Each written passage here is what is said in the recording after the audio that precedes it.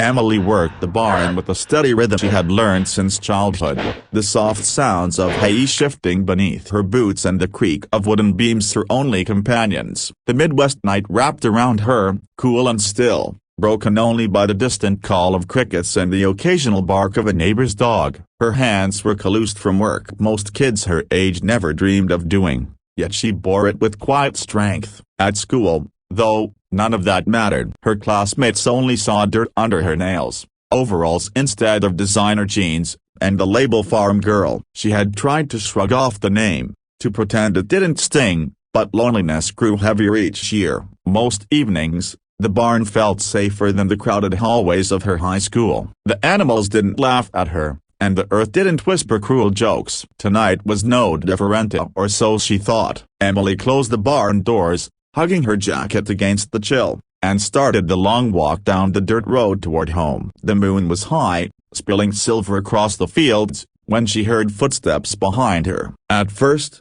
she thought it might be her father checking on her, but the voices gave as a wee snickers, sharp whispers, the kind she had learned to dread. She quickened her pace, boots crunching on gravel, but the footsteps matched hers. "Where you going, farm girl?" a boy called out, his tone dripping with mockery. Emily's stomach twisted. She didn't turn. Maybe if she kept walking, they'd lose interest. But the voices grew louder, closer, until shadows stretched beside her. Her heart thudded as she realized she was surrounded. 3 boys and 1 girl stepped out of the dark, their faces half lit by moonlight, grins curling into something cruel. She recognized them instantly, classmates who had always found reasons to laugh at her in the cafeteria or shove her books to the floor. Tonight, their laughter carried something sharper. "All alone again," one of them sneered, shoving her shoulder hard enough to make her stumble. The gravel scraped her palms as she caught herself, heat of humiliation rushing to her cheeks. They loved seeing her fall. Emily pushed herself up, brushing dirt from her hands. "Leave me alone," she said, her voice steady though her chest shook with fear. The group circled tighter, blocking the road back to the farmhouse. One of the boys picked up a stone, tossing it between his hands. "What's the matter, farm girl? Scared?" he taunted. Another girl smirked, stepping closer until Emily could smell her perfume, sharp and artificial against the night air. "Let's see how strong you really are," she hissed, before shoving Emily again, this time harder. The shove sent Emily crashing to the ground, her breath knocked from her lungs. Dust clouded her vision as laughter echoed around her. They were enjoying these for the power, the cruelty. Emily's hands curled into fists against the dirt. She wanted to fight back, to show them she wasn't weak, but a heavy fear clamped down inside her. She had always been told to keep her temper under control. "Don't lose yourself," her father had warned her more than once, though he never explained why. Now, with the bullies closing in, those words rang louder than ever. One of the boys grabbed her arm, dragging her toward the shallow creek that cut through the edge of the farm. Water rushed faintly over stones, its surface glinting under the moon. "Let's see if farm girls can swim," he jeered. Panic surged through Emily's chest. She twisted against his grip, her heart hammering. They laughed harder, feeding off her struggle. Her boots scraped against the gravel as they forced her closer to the bank. Cold dread sank into her bones, yet beneath it burned something else, anger, hot and wild, demanding release. Her breaths came ragged, mixing with the sound of cruel laughter and the rushing creek. Something inside her shifted, a strange hum beneath her skin, as if the air itself was responding to her fear. Her vision blurred for a moment, then sharpened unnaturally. Every detail of the glisten of water droplets on grass, the sneer on the boy's face, the tremble in her own hands was suddenly too clear. The bullies didn't notice the change at first. They only laughed, confident she was theirs to torment. But Emily felt ida an energy she couldn't name rising through her veins. The girl shoved her again, expecting another fall, but Emily didn't stumble this time. She held her ground, her chest heaving. The group exchanged glances, sensing the shift but not understanding it. "What's wrong, farm girl? Gonna cry?" one of them sneered. Emily's jaw tightened. She felt her heartbeat in her fingertips, pulsing with that strange energy. Her vision swam, and then suddenly the world dimmed at the edges. When her eyes locked on theirs, the bullies froze. A faint glow flickered in her gaze, pale and unnatural, breaking through the darkness. The laughter cut off. For the first time, silence hung between them. The boy holding her arm recoiled as if burned, stumbling backward. "What a broken bar, what was that?"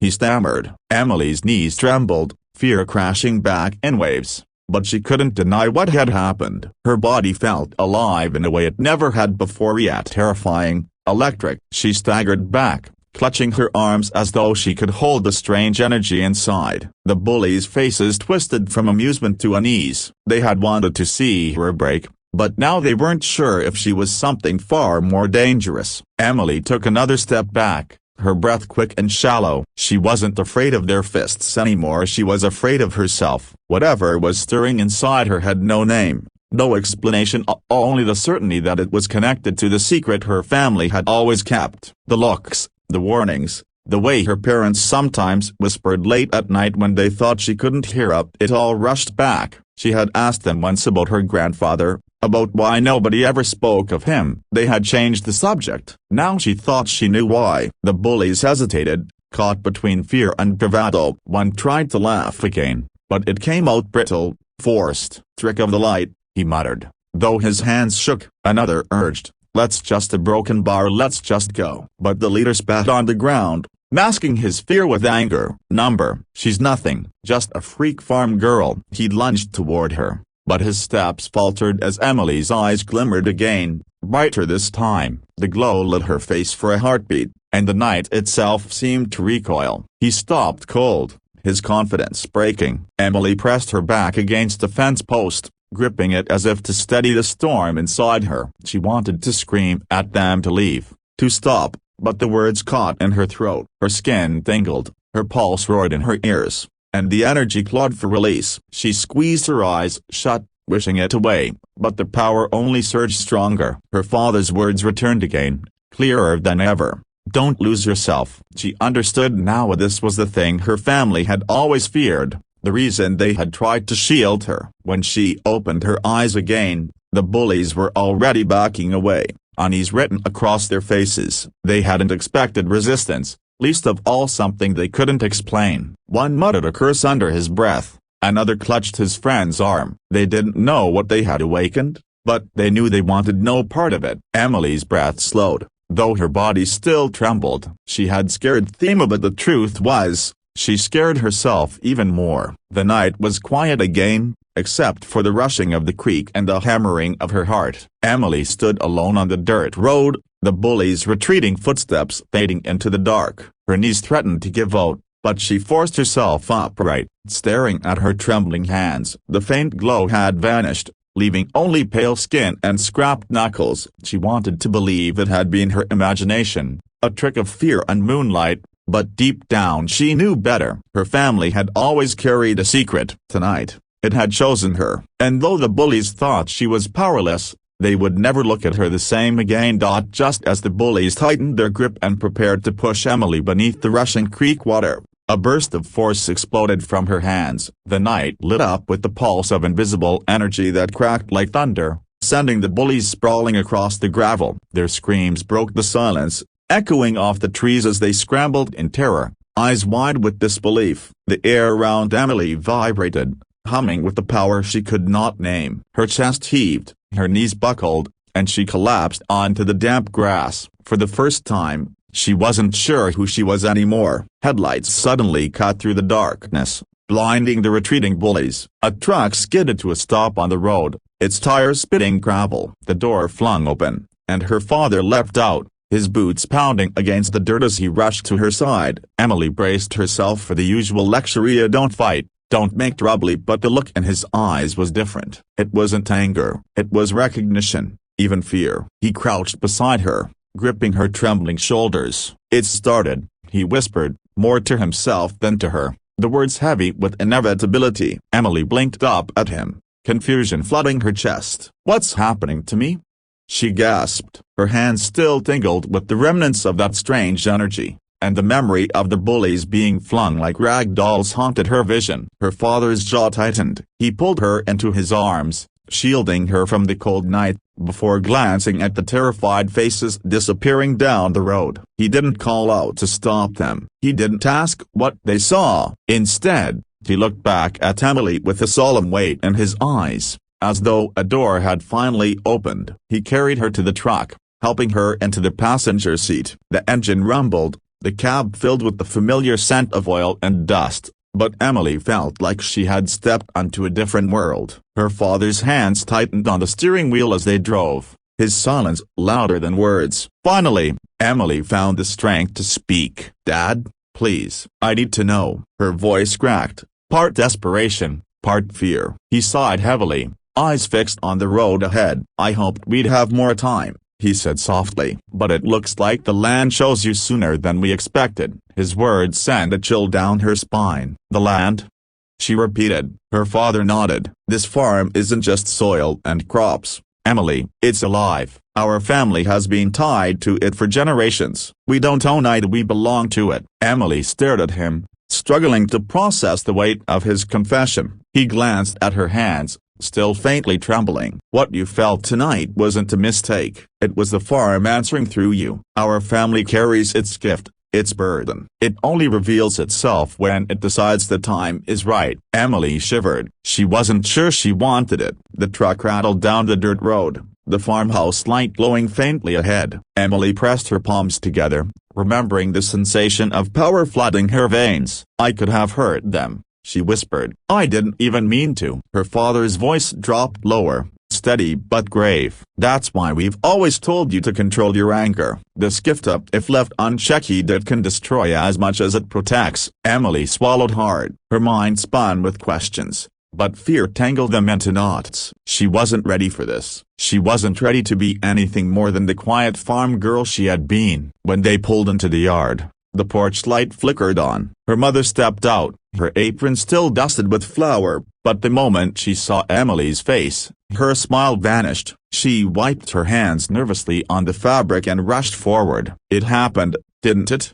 she asked, her voice hushed, urgent. Emily's father only nodded. Her mother's shoulders slumped, as if she had been waiting for this night too. Emily sat frozen, the cool night air biting her skin as she realized everyone seemed to know but her. The silence between her parents spoke volumes, more than words could explain. Her mother cupped her face gently. "Emily, listen to me. You're not broken. You're not cursed. You are part of something bigger than yourself." Tears pricked Emily's eyes. "Then why didn't you tell me?" she demanded, her voice cracking. Her mother looked away, her expression torn between guilt and love. "Because once you know, there's no going back. Childhood innocence doesn't survive secrets like these." Emily pulled away, pacing across the porch. The memory of the bullies' terrified screams replayed in her mind. "They saw it," she said, panicked. "They know I'm not normal." Her father stepped closer. "They'll never understand." The farmhouse seemed smaller that night, its wooden beams and creaking floors pressing in around her. Emily sat at the kitchen table, her hands wrapped around a mug of tea that had long since gone cold. Her father leaned against the counter, his arms crossed. Her mother stood by the window, peering out into the darkness as though expecting someone to appear. "The land has always chosen one of us," her father began. "My father before me, his father before him. It's not about strength or desire, it's about connection. The farm recognizes its protector. Tonight, Emily, it chose you." Emily shook her head. "I didn't choose it," she whispered. "I don't want it." Her father's gaze softened, but his tone stayed firm. "None of us did, but it's not about want, it's about responsibility. The farm's power keeps this land alive, it keeps it safe. Without someone to carry it, it withers, and with it, everything around us suffers." Emily's chest tightened. She thought of the endless fields she had worked since she could remember, the soil beneath her nails, the animals that depended on her family. They weren't just chores, they were part of her blood, her duty. Still, it felt crushing. Her mother finally turned from the window, her expression heavy with worry. "The bullies won't keep quiet. Word will spread. People fear what they don't understand." Emily's stomach dropped. She could already imagine whispers in the hallways, cruel rumors twisting into threats. What happens if they tell? she asked. Her father's eyes darkened. "Then we protect you. Always. But remember, this gift isn't for showing. It's for guarding. The more people know, the more danger it brings." His words carried a weight that silenced her protests. Danger. The word wrapped around her like chains. She wasn't sure if it meant outsiders or herself. Later that night, long after her parents had gone to bed, Emily sat on the porch alone. The field stretched wide beneath the moonlight, rows of corn swaying like whispers in the wind. She pressed her hands against the wooden railing, half expecting sparks to fly again. Nothing came. Only silence, deep and heavy, like the farm itself was watching her. She thought of her grandfather, the man whose name was rarely spoken. Had he felt this same fear? Had he wanted to run, just as she did now? The weight of legacy pressed against her chest, suffocating, yet strangely alive. Sleep refused to come. Her dreams burned with flashes of light, roaring energy, and voices calling her name. Each time she woke, her heart pounded with the echo of her father's words. It started. She wondered what exactly had started. Was it just a power or a path that would reshape her life forever? By dawn, Emily sat on the edge of her bed, staring at her trembling hands. She could still feel it beneath her skin, waiting, restless. She wasn't just a farm girl anymore. She was something else, something her parents feared and revered. And she wasn't sure which scared her more.